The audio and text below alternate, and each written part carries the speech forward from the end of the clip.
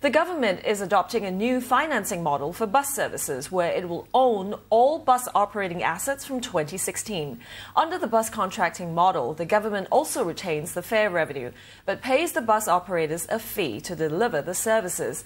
The license to service certain bus routes will be tendered to operators where the government will also set higher service standards. The bus industry is set for a major overhaul. In the new model, public transport operators will only deliver bus services and they will be paid a fee to do so.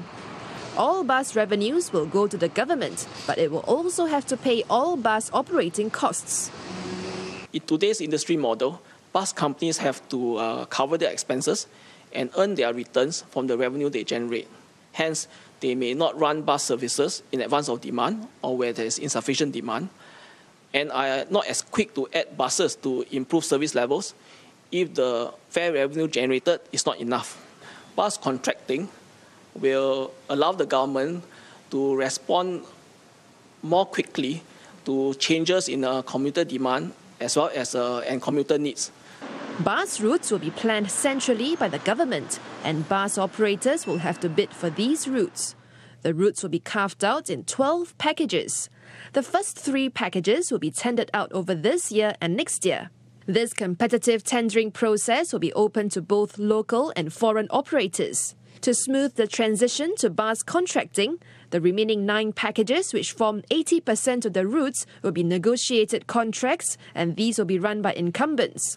The contracts will last about 5 years with a possible 2-year extension to encourage good performance. Once this first batch of contracts expire by about 2022, all contracts will be tendered out competitively. The long-term goal is to have 3 to 5 operators. With this direct contracting in the bus services, perhaps immediately the passenger is going to be the group to receive the most benefit, because the government will be in the full positions to align, to arrange the operations, to provide the good and the reasonable level of service to the passengers. So passengers will experience the more frequent service even during the off-peak hours. And of course, during the peak hours, the passenger will see the more frequent and the more reliable service. And the operators will be closely monitored by the government in terms of their level of service. LTA also expects foreign operators to bid for the first 3 packages. So far, there has been interest from operators in the UK, Australia and France.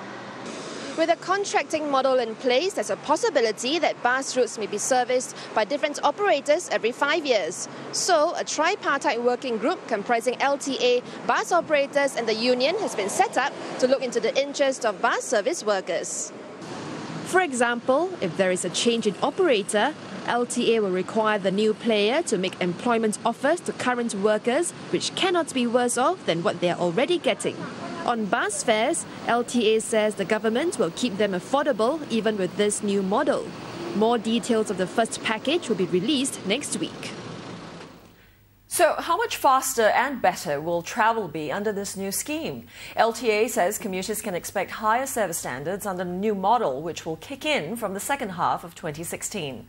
Under the Bus Service Enhancement Program, all buses must arrive within 20 minutes. That's down from 30 minutes currently. But under the new model, all buses must arrive within 15 minutes. And at least 50% of the buses must arrive within 10 minutes compared to the current 30%. LTA says these standards will be built into the contracts, which operators are obligated to deliver. If they do not fulfill their contractual terms, they will be penalized.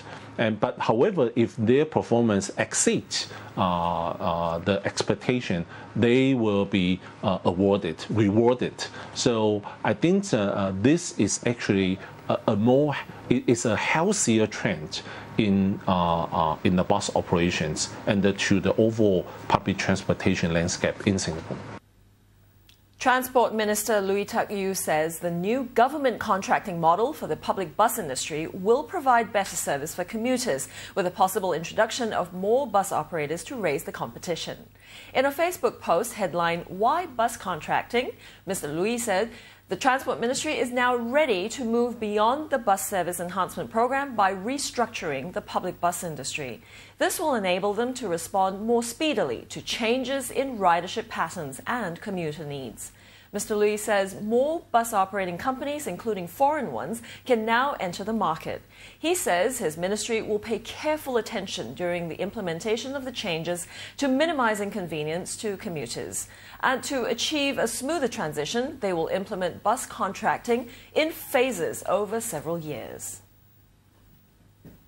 Bus fares will continue to be set and reviewed by the Public Transport Council even as public bus services move to this new government contracting model. The Land Transport Authority said this during Channel News Asia's Talking Point program. It said fares have to be affordable, and they have been. The changes announced today will ensure that contractors offer services at the most competitive prices.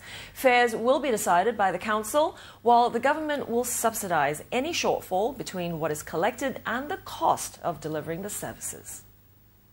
We already have a fare review mechanism. There's a formula that takes care of it. Leave them to do the job, keep it separate. The contracting is merely to make sure that the operators, whoever wins the contract to provide the service, is at the most competitive cost, the kind of value that we're getting out of the kind of service that we want.